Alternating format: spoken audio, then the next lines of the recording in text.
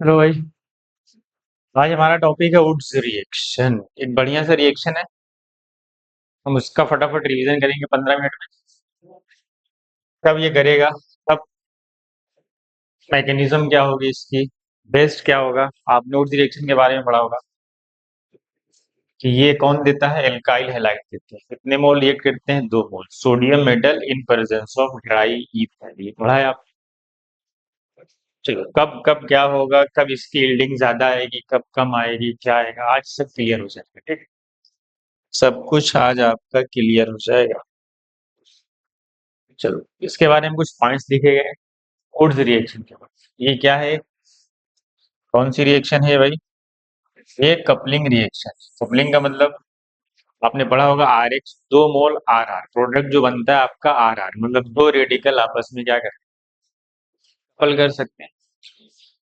दो mechanism follow होती है ना इसमें, या तो रेडिकल मैकेनिज्म भी फॉलो होगी या फिर आपकी आयोनिक मैकेनिज्म। तो मैकेनिज्म के थ्रू चलते हैं। Use to prepare. अब इस रिएक्शन का यूज करके हम क्या कर सकते हैं, हायर एल्केन्स फॉर्म कर सकते हैं। एल्काइल हैलाइड लें, उसकी कपलिंग रिएक्शन करा के एक हायर एल्केन का हम फॉर्मेशन कर सकते हैं। यार हाँ, ये इंपॉर्टेंट पॉइंट है कि इसका यूज हम किसके लिए करते हैं, सिमेट्रिकल एल्केन बनाने के लिए हम इसका यूज करते हैं। Use to prepare symmetrical alkane. तो ये बेस्ट किसके लिए है, तो ये पॉइंट इंपॉर्टेंट कि हम इसका यूज सिमेट्रिकल एल्केन बनाने के लिए करते हैं। और इंटरमीडिएट क्या फॉर्म होता है आपको पता है, फ्री रेडिकल फॉर्म होगा, तो मैकेनिज्म भी आएगी। अगर हम क्या करें, अगर हम चाहते हैं कि यील्डिंग अच्छी आए, प्रोडक्ट की यील्डिंग अच्छी आए, तो हम क्या करेंगे, या तो एल्काइल हैलाइड डिग्री जो ले रहे हो तुम, वो 1 डिग्री या 2 डिग्री लो। 3 डिग्री में क्या होगा, कपलिंग रिएक्शन नहीं हो सकती, क्योंकि 3 डिग्री रेडिकल साइज हल्की होने की वजह से उनकी कपलिंग में दिक्कत आए, तो वो रिएक्शन कुछ और कर सकते हैं, वो एल्कीन का फॉर्मेशन कर सकते हैं। ठीक, इसीलिए क्या किया गया कि इंक्रीजिंग द कंसेंट्रेशन, या तो हम उनके कंसेंट्रेशन को बढ़ा दें। जो तुमने एल्काइल हैलाइड यूज किया है आर एक्स, या तो तुम क्या करो, इसके कंसेंट्रेशन को इंक्रीज करो। एक तरीका ये भी है कि इसकी यील्डिंग बढ़ाने का, तो जो increases the yield of the reaction, तो मतलब रिएक्शन की यील्डिंग बढ़ जाएगी। ठीक, आप टेम्परेचर बढ़ा के भी क्या कर सकते हो, यील्डिंग को इंक्रीज कर सकते हो। ठीक, चलो, अब आर एक्स बॉन्ड क्या हो, जितनी जल्दी रेडिकल बन जाए उतना बढ़िया है। एक पॉइंट ये भी है कि उसमें डिस्प्रोपोर्शनेशन रिएक्शन में अकर, मतलब इस रिएक्शन में डिस्प्रोपोर्शनेशन रिएक्शन भी हो सकता है। क्या हो सकता है, अगर साइड रिएक्शन हो रही है, साइड रिएक्शन में क्या हो सकता है, क्योंकि यहाँ साइड रिएक्शन भी होती है, तो यहाँ पे डिस्प्रोपोर्शनेशन रिएक्शन भी हो सकता है। वुड्स रिएक्शन मतलब विडॉक्स रिएक्शन इसको बोलते हैं। ये कुछ पॉइंट्स थे आपको, तो आपको याद क्या रखना है कि ये यूज जनरली किसके लिए प्रेफर किया था, सिमेट्रिकल के। इंटरमीडिएट क्या बनता है, फ्री रेडिकल। तो कंसंट्रेशन बढ़ाएंगे तो क्या हो जाएगा, फील्ड ऑफ द रिएक्शन बढ़ जाएगा, और यहाँ पे डिस्प्रोपोर्शनेशन भी हो सकता है रिएक्शन। ठीक, आगे बढ़ते हैं। आगे क्या है, आगे है ये इसकी मैकेनिज्म थोड़ा लिखी हुई है, आपने पढ़ा है। ये एल्काइल हैलाइड है आपका, ये क्या है आपका एल्काइल सोडियम मेटल के प्रेजेंस में, और ड्राई ईथर। ड्राई की यूज करते हैं भाई, एक्वस क्यों नहीं यूज कर सकते। क्या हम ड्राई की जगह एक्वस ईथर नहीं ले सकते क्या। अगर हम एक्वस ईथर लेंगे तो क्या फर्क पड़ सकता है बताओ। अगर हम एक्वस ईथर लेंगे तो वहां पे OH माइनस भी होगा, एक्वस है, वाटर भी है, तो हो सकता है कि जो एक्वस ईथर में क्या हो, OH माइनस होगा। वाटर का अटैक हो सकता है किस पे, आरएक्स पे। तो ये आरएक्स पे रिएक्शन हो सकती है और ये अल्कोहल का फॉर्मेशन कर सकती है। इसीलिए हम एक्वस ईथर को प्रीफर नहीं करेंगे, मतलब वहां पे सब्स्टिट्यूशन रिएक्शन होके अल्कोहल फॉर्म हो सकता है। ठीक, इसीलिए हम यहाँ पे ड्राई यूज करें। पहले स्टेप में क्या होता है मैकेनिज्म, सोडियम मेटल जो लिया गया वो अपने इलेक्ट्रॉन लॉस करता है। ठीक, सोडियम मेटल क्या करता है, अपना इलेक्ट्रॉन उस हैलोजन को ट्रांसफर करता है। इस हैलोजन को, ये जो एल्काइल है, ये जो इलेक्ट्रॉन है इस हाइड्रोजन को क्या हो जाता है, ट्रांसफर करता है, और ये बॉन्ड यहाँ से क्या होता है, टूट जाता है, और ये क्या फॉर्म करता है, रेडिकल का फॉर्मेशन करता है। और ये इलेक्ट्रॉन भी किसको गया है, हाइड्रोजन को। जब ये रेडिकल में टूटा होगा एक इलेक्ट्रॉन इसको गया होगा, तो और ये वाला भी इलेक्ट्रॉन किसको गया, ये वाला भी इलेक्ट्रॉन हाइड्रोजन को गया, तो उसके ऊपर तो नेगेटिव चार्ज आ ही जाएगा। तो हमारा जो इंटरमीडिएट बना वो क्या बना, एल्काइल रेडिकल। आपने पढ़ा होगा यहाँ पे 2 मोल एल्काइल हैलाइड यूज होते हैं और 2 मोल सोडियम यूज होते हैं। ठीक। अब जो दूसरा सोडियम है क्या, ये देखो, ये दूसरा सोडियम क्या करेगा, ये सेम स्टेप, ये अपना इलेक्ट्रॉन किसको दे देगा, मतलब ये रिएक्शन फिर ऐसे ही होगी। ये इलेक्ट्रॉन क्या करेगा, सोडियम मेटल इलेक्ट्रॉन इस रेडिकल को देगा और बन जाएगा एल्काइल का एनायन। क्या बन जाएगा, अब ये एनायन, अभी हमारा एक ही मोल एल्काइल हैलाइड यूज हुआ है, अभी दूसरा मोल बचा। दूसरा मोल है ये सेकेंड मोल है एल्काइल हैलाइड। ये जो एल्काइल एलाइन का फॉर्मेशन हुआ, ये क्या करेगा, इस पे अटैक करेगा, मैकेनिज्म फॉलो करेगा SN2, और ये हमारा प्रोडक्ट बन गया RR, और यही हमारा क्या है, फाइनल प्रोडक्ट। ठीक। ये थी हमारी मैकेनिज्म जो इस तरीके से प्रोसीड करती है। ठीक, तो हमारा जो प्रोडक्ट है वो ये RR हमारा फॉर्मेशन होता है। अगर साइड रिएक्शन हो गई क्या, ये है साइड रिएक्शन। अगर मान लो कोई एल्काइल हैलाइड थी, तो हमने देखा कि बना क्या, R माइनस, देखो यही बना ना, R माइनस, यही R माइनस है। R माइनस ये वाली रिएक्शन ना करके कोई और रिएक्शन कर जाए किसके साथ, यहीं से साइड रिएक्शन हो सकती है, यहीं से। अगला स्टेप है देखो, ये कि अगर ये हमारा R माइनस बना, ये पूरा ठीक, ये हमारा वही R माइनस, और ये हमारा एल्काइल हैलाइड, तो ये हो सकता है ये बेस की तरह काम करे और ये H प्लस H करे, ये साइड रिएक्शन में हो सकता है। तो ये क्या बन जाएगा, एल्केन। और आपको पता है जब ये H प्लस ले जाएगा और यहाँ पे क्या जनरेट होगा, आपको पता है नेगेटिव। नेगेटिव के बगल में हाइड्रोजन, आपको पता है उसको बर्दाश्त नहीं होता, वो धक्के मार के हट, ये इसको हटा देगा और क्या बना देगा, एल्कीन। ये H प्लस लिया तो बन गया एल्केन। तो यही तो रिएक्शन है जो डिस्प्रोपोर्शनेट हो रही है, और ये क्या बन गया, एल्कीन बन गया। तो रिएक्शन में डिस्प्रोपोर्शनेशन भी हो सकता है, ये साइड रिएक्शन हो रही है। ठीक, एल्केन बन गया और ये एल्कीन बन गया। अगर ये रिएक्शन ज्यादा हो रही है, क्या हो रही है, ये लिखा हुआ है, if multiple side products of, अगर बहुत ज्यादा मल्टीपल प्रोडक्ट, मतलब ढेर सारे अगर साइड रिएक्शन हो गए, प्रोडक्ट ज्यादा बन गया साइड प्रोडक्ट, तो हमारी जो यील्डिंग होगी, जो मेजर प्रोडक्ट हमें बनाना था RR, वो उसका product will be very low, मतलब उसकी यील्डिंग डिक्रीज कर जाएगी। अगर साइड रिएक्शन ज्यादा क्वांटिटी में हो गए, तो उसकी यील्डिंग क्या हो जाएगी, घट जाएगी। तो साइड रिएक्शन ऐसे हो सकता है आपका। ठीक, तो ये डिस्प्रोपोर्शनेट हो गया और एल्कीन का फॉर्मूला, एल्केन और एल्कीन बन गया, RR बना ही नहीं। ठीक,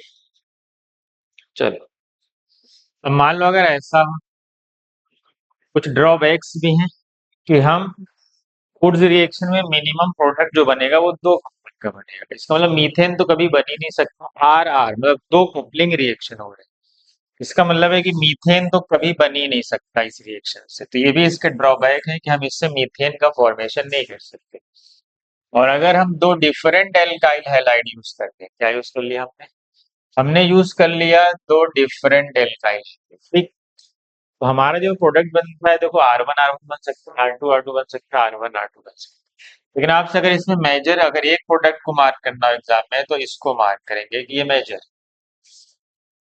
मतलब हम जो प्रोडक्ट इतने सारे फॉर्म हुए। तो ये भी तो ड्रॉबैक है, अगर हम 2 डिफरेंट एल्काइल हैलाइड ले रहे हैं तो बहुत सारे प्रोडक्ट का फॉर्मेशन हो रहा है। तो जो प्रोडक्ट्स फॉर्म होते हैं उनको हम सेपरेट नहीं कर पाएंगे, are not easy to separate, क्योंकि ये जो प्रोडक्ट बन रहे हैं, ये जनरली इनके मॉलिक्यूलर मास एकदम जस्ट आसपास होंगे, मतलब ये जस्ट, इनका जो बॉइलिंग पॉइंट होगा बहुत नियर बाई होगा, तो मतलब इनको हम आसानी से सेपरेट भी नहीं कर सकते। इसीलिए ये भी एक इसका ड्रॉबैक है कि बहुत सारे प्रोडक्ट बन जाते हैं, जो हमें बनाना होता है उसके अलावा भी और सारे प्रोडक्ट बन जाते हैं। ठीक, और ये रिएक्शन मॉइस्चर के प्रेजेंस में भी नहीं होती, यहाँ लिखा नहीं। अगर तुमसे पूछ लिया जाए क्या ये रिएक्शन मॉइस्चर या ऑक्सीजन के प्रेजेंस में हो सकती है, नहीं, वो क्या हो सकता है, मॉइस्चर या ऑक्सीजन के वहां पे बर्न हो सकता है, बर्निंग आ जाएगी, ठीक। वहां पे कंबस्टन, वो बर्न हो सकता है ना, मतलब फायर लग सकती है, ठीक, आग लग सकती है। इसीलिए हम उस मॉइस्चर के प्रेजेंस में भी रिएक्शन हम नहीं कराते, समझ गए। चलो आगे बढ़े, कुछ क्वेश्चन देखते हैं। कह रहे which of the following can be prepared in good yielding by Wurtz reaction. याद रखो, वुड्स रिएक्शन के लिए जो बेस्ट एल्काइल हैलाइड है, हमें पता है कि क्या होना है, हमें पता है कि रेडिकल की कपलिंग होनी है आर। अगर ऐसे भी देख सकते हो, अगर आर आर की कपलिंग कराओगे तो आर आर ही बनेगा। बेस्ट कपलिंग कहाँ हो सकती है, बेस्ट कपलिंग वहां हो सकती है जो ये साइज में क्या हो, छोटा हो। जितने छोटे साइज का, मान लो तुमने कहा कि हमने ये वाला रेडिकल ले लिया, ये तो तुम सोच रहे हो कि ये कैसे, ये इनकी साइज ही इतनी बड़ी बड़ी है कि या ये एक दूसरे के साथ कपलिंग कर सकते हैं, क्या इनकी कपलिंग हो सकती है। यहाँ पे दिक्कत आएगी क्योंकि ये 3 डिग्री रेडिकल, इनकी कपलिंग कराना, स्टेरिक क्राउडिंग बहुत ज्यादा है। अगर स्टेरिक क्राउडिंग बहुत ज्यादा होगा तो उनकी कपलिंग में डिफिकल्टी आएगी, तो वो एल्कीन का प्रोडक्ट का फॉर्मेशन कर सकते हैं, इसलिए ये हम प्रिफर नहीं करते। तो वुड्स रिएक्शन के लिए जो हम एल्काइल हैलाइड यूज करेंगे तो हम मानेंगे कि बेस्ट है कि 1 डिग्री और 2 डिग्री ही लिया जाए, जहां पे कपलिंग रिएक्शन आसानी से हो जाए। तो इसमें भी बेस्ट कौन है, इसमें बेस्ट तो 1 डिग्री होगा, बेस्ट तो 1 डिग्री होगा जहां पे स्टेरिक फैक्टर एकदम मिनिमम हो। इसका मतलब है कि वुड्स रिएक्शन के लिए अगर हम चाहते हैं कि बढ़िया हो तो इनवर्सली प्रोपोर्शनल होना चाहिए स्टेरिक फैक्टर के, ताकि उसकी कपलिंग इजीली हो जाए। अब ये क्वेश्चन है, which of the following can be prepared in good yielding by Wurtz reaction. कह रहा है कि ये जो ये प्रोडक्ट बनाया हुआ है, आप पढ़ा है कि गुड यील्डिंग में अगर प्रोडक्ट बनता है तो कौन सा प्रोडक्ट हम प्रिफर करते हैं, बताओ। हम प्रिफर करते हैं कि हमारा जो एल्केन बने वो कौन सा बने, सिमेट्रिकल एल्केन बने। सिमेट्रिकल एल्केन का मतलब उसमें इवन नंबर ऑफ कार्बन होंगे। कॉमन सेंस अगर सोच लो, अगर मिथाइल है, मिथाइल में तो एक ही कार्बन होगा, जब वो कपलिंग करेगा तो दो हो जाएगा। अगर इथाइल लिया तुमने, इथाइल ब्रोमाइड, तो 2 और 2 की कपलिंग होगी तो भी 4 ही होगा। ऑड की कपलिंग करोगे तो भी इवन होगा, इवन की कपलिंग करोगे तो भी इवन ही आएगा। मतलब आपको एक्चुअली में क्या ढूंढना है, सिमेट्रिकल एल्केन का मतलब ये भी बोल सकते हो कि उसमें इवन नंबर ऑफ कार्बन होने चाहिए। क्या होने चाहिए, उसमें इवन नंबर ऑफ कार्बन होने चाहिए। अच्छा, इसमें ये सिमेट्रिकल नहीं है, आपको लग रहा हो, आपको लग रहा हो इसमें कार्बन कितने, 3 और 3 6 एक 7, इसमें 7 carbon, odd number of carbon, ये सिमेट्रिकल भी नहीं, अनसिमेट्रिकल एल्केन से बात। इसमें भी 1 2 3 4 5, इसमें 5 कार्बन है, इसमें भी सिमेट्री नहीं है। कहाँ सिमेट्री है, दो एल्केन को कैसे जोड़े होगे, नहीं जोड़ पाओगे। 1 2 3 4 5, यहाँ भी 5 ही कार्बन, ये भी ऑड है, इसमें भी सिमेट्री नहीं रही होगी, ये भी सिमेट्रिक नहीं। 1 2 3, 1 2 3 4 5 6 7 8, इसमें 8 कार्बन, वो बताइए कौन से रेडिकल से बना। तुम देख रहे होगे ये है ये, एक रेडिकल ये रहा होगा और एक रेडिकल ये रहा होगा, ये दोनों आपस में क्या हुए होंगे, एक दूसरे से कपलिंग, ये दोनों सिमेट्रिकल है थोड़े, ये और ये दोनों आपस में जुड़े होंगे तो ये बना होगा। तो जो बेटर यील्डिंग आएगी वो इसकी आएगी, जिसमें even number of carbon present होंगे, समझ गए।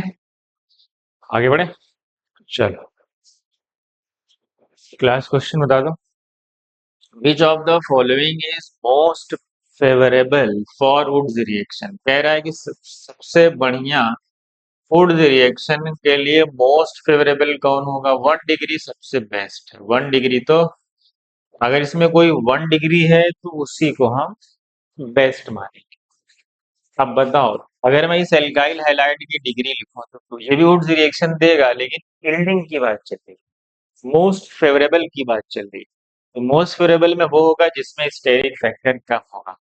ये है 3 डिग्री, मतलब यहाँ पे 3 डिग्री का रेडिकल बनेगा, यहाँ पे 2 डिग्री का रेडिकल बनेगा। ये भी क्या है, 2 ही डिग्री रेडिकल, यहाँ रेडिकल 2 डिग्री का होगा। देखो ये बेस्ट होगा, क्यों, क्योंकि इसकी डिग्री 1 डिग्री रेडिकल में क्राउडिंग कम होगी, स्टेरिक फैक्टर कम, इसीलिए हमारा जो बेस्ट आंसर होगा वो डी। समझ गए, ये था हमारा वुड्स रिएक्शन का फटाफट रिवीजन। ओके, चलो आज के लिए इतना ही।